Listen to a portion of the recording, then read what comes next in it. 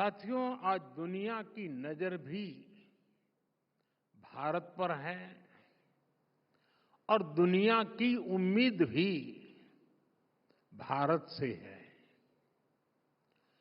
कुछ ही वर्षों में हम दुनिया की 11वीं से 5वीं सबसे बड़ी इकोनॉमी बने हैं। बहुत कम समय में अनेक प्रकार के ग्लोबल चैलेंजेस आए, लेकिन भारत रुका नहीं। भारत ने डबल स्पीड से दौड़ लगाई और एक दशक में अपनी इकोनॉमी के साइज को डबल करके दिखाया है। जो सोचते थे कि भारत स्लो और स्टेडी चलेगा, उन्हें अब फास्ट एंड फियरलेस इंडिया दिख रहा है। और इसमें भी कोई संदेह नहीं है कि जल्द ही भारत की दुनिया की तीसरी इकोनॉमी बनना तय है।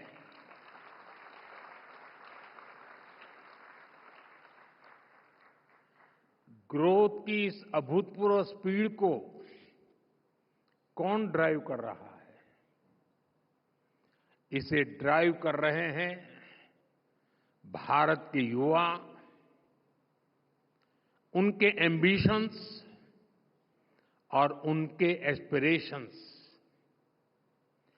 युवा भारत की इन्हीं एम्बिशंस और एस्पिरेशंस को एड्रेस करना आज देश की प्राथमिकता भी है। साथियों, आज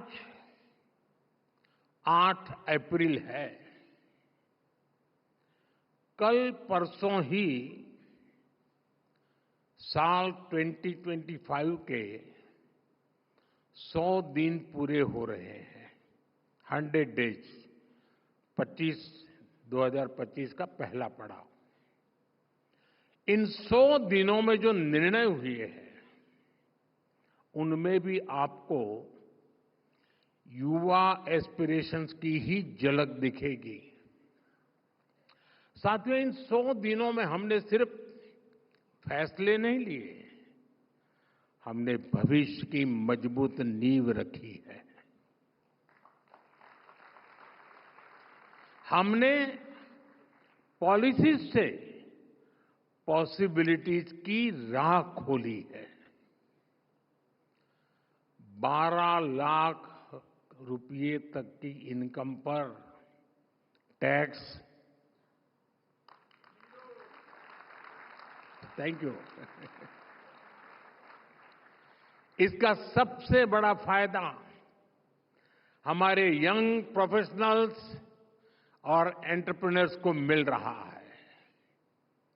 मेडिकल की 10,000 नई सीटें, आईआईटी में 6,500 नई सीटें, यानी एजुकेशन का एक्सपांशन, इनोवेशन का एक्सेलरेशन। 50,000 नई अटल टिंकरिंग लैब्स, यानी अब देश के हर कोने में इनोवेशन का दीप जलेगा और एक दीप से जले दीप अनेक। एआई और स्किल डेवलपमेंट के लिए सेंटर ऑफ एक्सीलेंस, यूथ को मिलेगा फ्यूचर रेडी बनने का मौका। 10,000 नई पीएम रिसर्च फेलोशिप। अब आइडिया से इम्पैक्ट तक का सफर और आसान होने वाला है। जैसे स्पेस सेक्टर खोला गया, वैसे ही अब न्यूक्लियर एनर्जी सेक्टर भी ओपन किया गया। इनोवेशन को अब सीमाएं नहीं, समर्थन मिलेगा। गीग इकोनॉमी से जुड़े युवाओं को पहली बार सोशल सिक्योरिटी का कवच दिया जाएगा। जो पहले दूसरों के लिए इनविजिबल थे, अब वे नीतियों के केंद्र में हैं। और एससी, एसटी तथा वुमेन एंटरप्रेन्योर्स के लिए 2 करोड़ के term loan. Inclusivity is not just a promise, it's a policy. इन सभी निर्णयों का सीधा लाभ भारत के नौजवानों को मिलने वाला है, क्योंकि जब युवा आगे बढ़ेगा तभी भारत आगे बढ़ेगा। साथियों, इन 100 दिनों में भारत ने जो किया है वो दिखाता है कि भारत रुकने वाला नहीं है। भारत झुकने वाला भी नहीं है। भारत अब थमने वाला भी नहीं है। इन 100 दिनों में भारत दुनिया का चौथा ऐसा देश बना जिसने सैटेलाइट्स की डॉकिंग और अनडॉकिंग की क्षमता हासिल की। भारत ने सेमी क्रायोजेनिक इंजन का सफल परीक्षण करके दिखाया। भारत ने 100 गीगावाट सोलर कैपेसिटी का ऐतिहासिक पड़ाव पार कर लिया। भारत ने 1000 मिलियन टन कोयला उत्पादन का रिकॉर्ड बनाया। नेशनल क्रिटिकल मिनरल मिशन की शुरुआत हुई और इन्हीं 100 दिनों में कर्मचारियों के लिए 8वें वेतन आयोग गठित करने का निर्णय हुआ। किसानों के लिए खाद पर सब्सिडी में बढ़ोतरी का फैसला हुआ। यानी अन्नदाता की चिंता सरकार की प्राथमिकता है। छत्तीसगढ़ में 3 लाख से ज्यादा परिवारों ने एक साथ नए घरों में गृह प्रवेश किया। स्वामित्व योजना के तहत 65 लाख से अधिक प्रॉपर्टी कार्ड सौंपे गए। और इतना ही नहीं, इन्हीं 100 दिनों में दुनिया की सबसे ऊंची टनलों में से एक सोनमर्ग टनल राष्ट्र को समर्पित की गई। आईएनएस सूरत, आईएनएस नीलगिरी, आईएनएस वाक्षित भारतीय नौसेना की ताकत में नए नगीने जुड़ गए। सेना के लिए made in India light combat helicopter खरीदी को हरी झंडी मिली और वक्फ कानून में संशोधन का बिल पास हुआ। यानी सामाजिक न्याय के लिए एक और बड़ा और ठोस कदम लिया गया। ये 100 दिन 100 फैसलों से भी बढ़कर है। ये 100 संकल्पों की सिद्धि के दिन है। साथियों, परफॉर्मेंस का यही मंत्र राइजिंग भारत के पीछे की असली एनर्जी है। आप जानते हैं, अभी 2 दिन पहले ही मैं रामेश्वरम में था। वहां मुझे ऐतिहासिक पंबन ब्रिज के लोकार्पण का अवसर मिला। करीब 125 साल पहले अंग्रेजों ने वहां एक पुल बनवाया था।